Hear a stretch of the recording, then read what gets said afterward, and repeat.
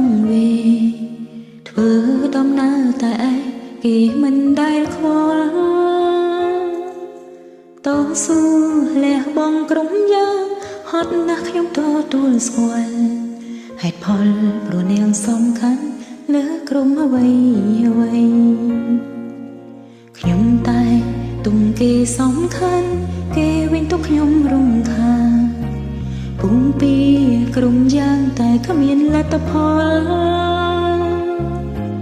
ហន់កាយក៏មិនដែលកាន់ហន់ចិត្តខ្ញុំមិនដែលខ្វល់ព្រមចង់ឲ្យដើរដល់ចំណុចត្រូវការហើយត្រូវឈឺដល់ណារស់ក្នុងសម្ពាធឯកាបើស្នេហានេះលះបង់តែម្ខាងមិនភ្លេងលួញយំក្នុងចិត្តធ្វើដោយខ្លួនឯងក្លាហាន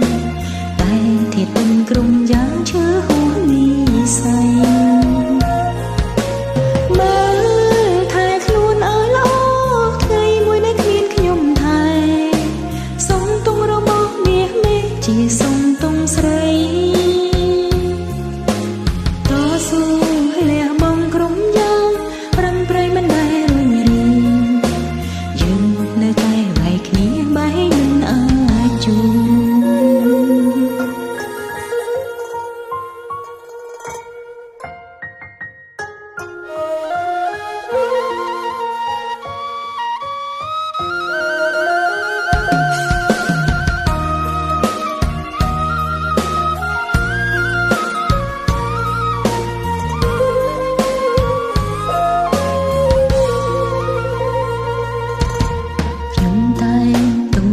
សំខាន់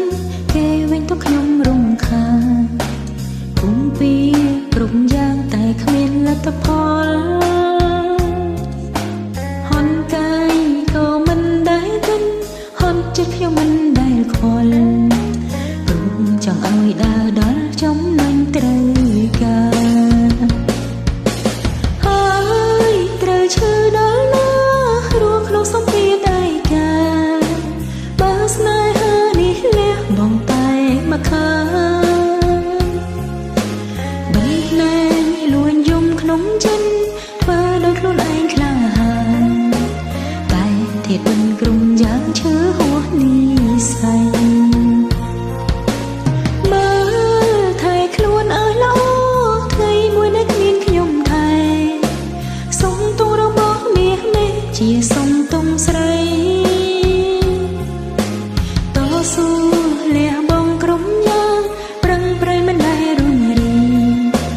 យើងនៅតែបែកគ្នាបែកមិនអាចជួបហើយត្រូវឈឺដល់ណា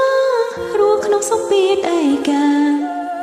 បើស្នេហានេះលះបង់តែម្ខាង